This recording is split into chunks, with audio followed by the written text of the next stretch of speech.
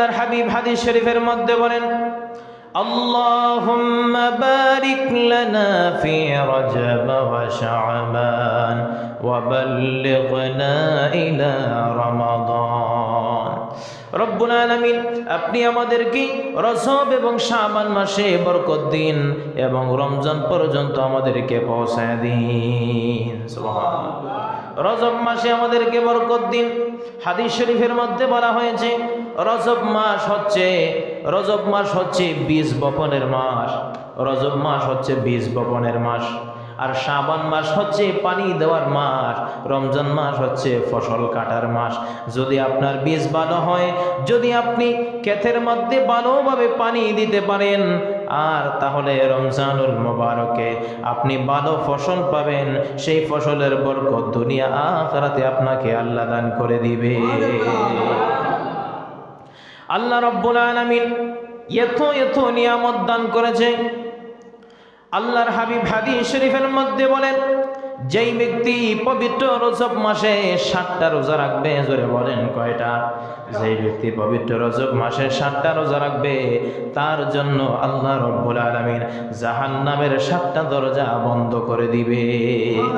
যেই ব্যক্তি পবিত্র রজব মাসে 8টা রোজা রাখবে, আল্লাহকে সন্তুষ্ট করার জন্য, আল্লাহকে রাজি খুশি করার জন্য 8টা রোজা রাখবে, তার জন্য আল্লাহর নিয়ামত 8টা জান্নাতের দরজা খুলে দেওয়া হবে।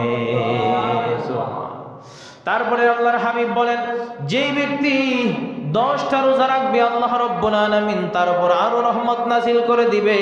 যেই ব্যক্তি 15টা রোজা রাখবে, এরকম করে বলা হয়েছে, আরো অধিক নিয়ামত রব্বুল আলামিন তার আমলনামার মধ্যে দান করে দিবে। আল্লাহর কাছে যা চাইবে রব্বুল আলামিন তাকে দান করে দিবে। জোরে বলেন সুবহানাল্লাহ। আপনি হতাশ হয়ে আছেন, আপনার খাবার কোনো, এই পৃথিবীর জমিনের মধ্যে আপনি বিচরণ করতেছেন, ভালো খাবার খাইতে পারেন না, ভালো পড়তে পারেন না, অসন্তুষ্ট হয়ে আছেন, জান মধ্যে কোনো শান্তি নাই, শরীরের মধ্যে কোনো শান্তি নাই, মনের মধ্যে কোনো শান্তি নাই। মনের মধ্যে যদি কোনো শান্তি পেতে হয়, আল্লাহর কালাম তেলাওয়াত করুন, রব্বুল আলামিনের সন্তুষ্টির জন্য নামাজ আদায় করুন, বেশি বেশি করে নফল বন্দেগী করুন, জিকির আজকার করুন। আপনার কলব পরিষ্কার হয়ে যাবে, আপনার কলব নূরানি হয়ে যাবে। আর আপনার কলব যখন নূরানি হয়ে যাবে, আস্তে আস্তে ভালো লাগা শুরু হয়ে যাবে, অশান্তি আপনার ভিতর থেকে দূর হয়ে যাবে, আল্লাহর রহমত আপনার উপর বর্ষণ হয়ে যাবে। এই জন্য আল্লাহ রাব্বুল আলামিনের নৈকট্য যদি হাসিল করতে হয়, আপনি তো এমনিতেই মসজিদের মধ্যে আসেন না। যদি মেরাজুন নবীর কারণে মসজিদে আসেন, এমনও হতে পারে আজকের এই রজনীর উসিলায়, আজকের এই পবিত্র মেরাজুন নবীর উসিলায় রব্বুল আলামিন আপনাকে এমন হেদায়েত নসিব করে দিবে, এই হেদায়েতের মাধ্যমে আর জীবনে কোনোদিন আপনি নামাজ ছাড়বেন না, জীবনে কোনোদিন রোজা ছাড়বেন না, জীবনে কোনোদিন আল্লাহ রব্বুল আলামিনের ভয়ভীতি আপনার অন্তর থেকে যাবে না।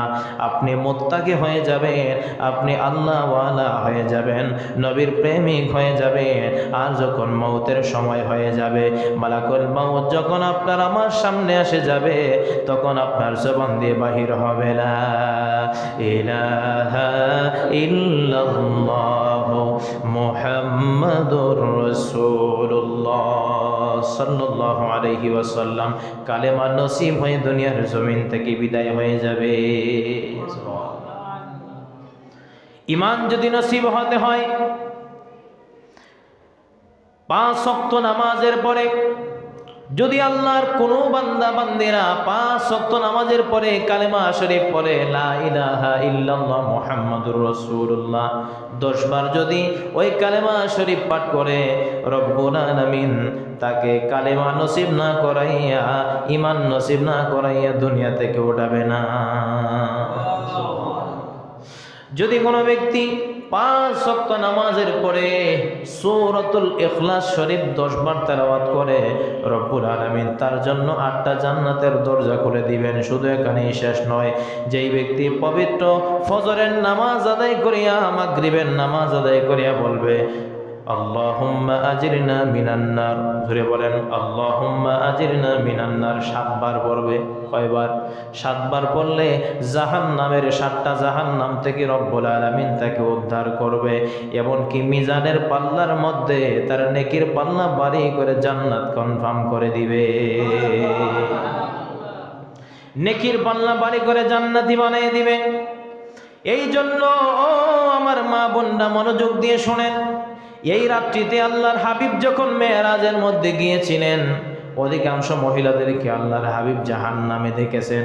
কারণ আল্লাহ রব্বুল আলামিন সমস্ত কুদরতের নিদর্শন আল্লাহ পাক আল্লাহর হাবিবকে দেখাইছেন।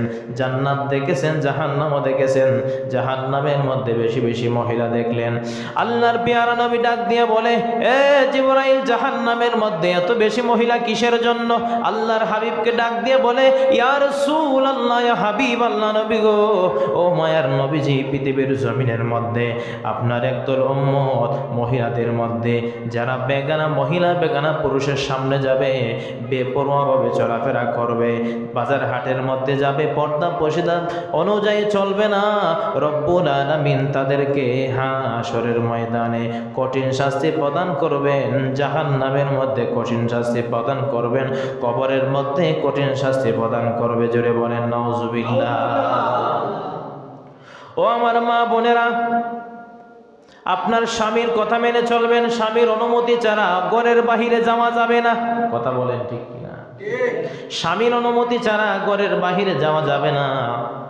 আপনি স্বামী, আপনার অনুমতি ছাড়া যদি স্ত্রী বাহিরে যায়, আর আপনি স্বামী হওয়ার পরেও যদি আপনার স্ত্রীকে বাহিরে যেতে দেন বেপরোয়া ভাবে, এটার জন্য আল্লাহর দরবারে কিয়ামতের ময়দানে জবাবদিহিতা করতে হবে। 4 জন পুরুষকে আল্লাহর দরবারে জবাব দিতে হবে। 1 নম্বর হচ্ছে বাবা, 2 নম্বর হচ্ছে বড় ভাই, 3 নম্বর হচ্ছে স্বামী, আর 4 নম্বর হচ্ছে সন্তান। এই 4 রকমের পুরুষকে আল্লাহর দরবারে জবাবদিহিতা করতে হবে। বাবা হয়েছেন সন্তান, আপনার মেয়ে সন্তান। আপনার সন্তান যদি বেপরোয়াভাবে চলাফেরা করে, এই সন্তানের হিসাব রব্বুল আলামিনের কাছে দিতে হবে। বড় ভাই হিসাবে আপনার বোন যদি বেপরোয়াভাবে চলাফেরা করে, তাহলে এটার হিসাব রব্বুল আলামিনের কাছে দিতে হবে। স্বামী হওয়ার পরে আপনার স্ত্রী যদি, আপনার সন্তান যদি বেপরোয়াভাবে চলাফেরা করে, তাহলে এটার জবাব রব্বুল আলামিনের কাছে দিতে হবে। আপনি সন্তান হয়েছেন, আপনার মা যদি বেপরোয়াভাবে চলাফেরা করে, আপনার বোন যদি বেপরোয়াভাবে চলাফেরা করে, আপনার বংশের মহিলারা যদি বেপরোয়াভাবে চলাফেরা করে, এটার জন্য আপনি সন্তান হিসাবে আল্লাহর দরবারে জবাবদিহিতা করতে হবে। আল্লাহ পাক কোরআনে বলেন, ফামান ইয়ামাল মিসকালা যাররাতিন খায়রান ইয়ারা ওয়া মান ইয়ামাল মিসকালা যাররাতিন শাররান ইয়ারা। অনুপরিমাণ নেক কাজ যদি করে থাকেন, এটার প্রতিদান রব্বুল আলামিন দান করবে। অনুপরিমাণ বদ কাজ যদি করে থাকেন, এটার শাস্তি রব্বুল আলামিন দান করবে। আল্লাহর হাবিবের দরবারে সাহাবায়ে কেরাম জিজ্ঞাসা করলেন, ইয়া রাসূলুল্লাহ, ইয়া হাবিবাল্লাহ নবী গো, মানুষ যে নামাজ পড়বে না, মানুষ যে গুনাহ করবে, এটার জন্য রব্বুল আলামিন কি শাস্তি দিবেন না? হ্যাঁ দিবেন। আল্লাহ পাক আল্লাহর বান্দাকে দুনিয়ার মধ্যে স্বর্গাতে পাঠাইয়া তাকে কষ্ট দিবে। এমন ঘটনা আছে না নাই? মওত হয়ে যায়, মওত হয়ে যাওয়ার আগে বিছানার মধ্যে 1 বছর 1.5 বছর পর্যন্ত বিছানায় পালাইয়া প্রস্রাব পায়খানা করে কি করে না? আর জোরে বলেন। বিছানার মধ্যে পালাইয়া প্রস্রাব পায়খানা করে মানুষ অসহস্র বদুয়া দেয়। এই কষ্ট করতে করতে আল্লাহর হাবিবকে বলা হলো, ইয়া রাসূলুল্লাহ, ইয়া হাবিবাল্লাহ, তাদেরকে যদি দুনিয়ার জমিনের মধ্যে এই শাস্তি দেওয়া না হয়, আল্লাহর হাবিব বলেন, তাহলে তাকে কবরের মধ্যে শাস্তি দেওয়া হবে। যদি কবরের মধ্যে দেওয়া না হয়, তাহলে হাশরের ময়দানে শাস্তি দেওয়া হবে। যদি হাশরের ময়দানে শাস্তি দেওয়া না হয়, জাহান্নামের মধ্যে তাকে শাস্তি দিয়ে হলেও আল্লাহ তাকে জান্নাতি বানিয়ে দিবে। কিন্তু আপনি যে গুনাহ করেছেন, এটার জন্য আল্লাহ শাস্তি অবশ্যই দিবে। কিন্তু যদি আল্লাহর দয়া হয়, আল্লাহর যদি মায়া হয়, আল্লাহর যদি রহমত হয়, আল্লাহর বান্দা বান্দিকে আল্লাহ মাফ করে দিবে। এটা ডিপেন্ড করবে আপনার আমলের উপরে। আপনি আল্লাহর কাছে যদি তওবা করেন মরার আগে, আল্লাহ আমার জীবনের সমস্ত গুনাহ তুমি মাফ করে দাও। আল্লাহর হাবিব আমাদেরকে শিক্ষা দেওয়ার জন্য দৈনিক 70 থেকে 100 বার তওবা করতেন। সেই আদর্শ আল্লাহর হাবিব আমাদেরকে শিক্ষা দিয়েছেন। ও উম্মত, 5 ওয়াক্ত নামাজের পরে অত্যন্ত 5 বার তওবা করো, আল্লাহর কাছে চাও, আল্লাহ আমার জীবনের যত গুনাহ আমি করেছি আল্লাহ তুমি মাফ করে দাও। ও রব্বুল আলামিন তুমি আমাকে মাফ করে দাও। যদি আল্লাহর কাছে তওবা করে চান, রব্বুল আলামিন আপনার সমস্ত গুনাহ মাফ করে দিবে। মেরাজুন নবীর ওসিলায় আল্লাহ আপনাকে বেগুনাহ মাসুম বানায়া দিবে। হাদিস শরীফের মধ্যে আসছে, এমন কথা বলা হয়েছে, আল্লাহর বান্দা যখন আল্লাহর কাছে তওবা করিয়া এই রাত্রির মধ্যে আল্লাহর কাছে যাবে, আল্লাহ রব্বুল আলামিন তাকে চিরতরে বেগুনাহ মাসুম বানিয়ে দিবে। আর বলা হলো তোমার আর কোনো গুনাহ নাই, তোমার সমস্ত গুনাহ নেকে রূপান্তরিত করা হয়েছে, এবার তুমি নতুন করে নেক আমল শুরু করে দাও।